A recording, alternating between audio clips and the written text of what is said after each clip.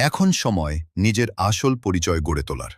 তুই পরিশ্রম করেছিস, তুই পড়ে গিয়ে আবার উঠে দাঁড়িয়েছিস, তুই ভয়কে জয় করেছিস, কিন্তু এখন তোর নিজেকে প্রমাণ করার সময়।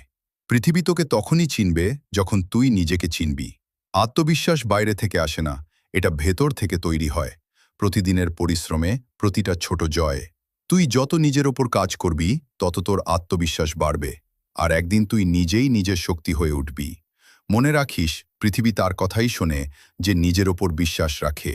এখন তোকে কারো অনুমোদন দরকার নেই, কারো স্বীকৃতিও নয়। তোকে শুধু নিজেকে প্রমাণ করতে হবে। তুই যেমন, তেমনই যথেষ্ট।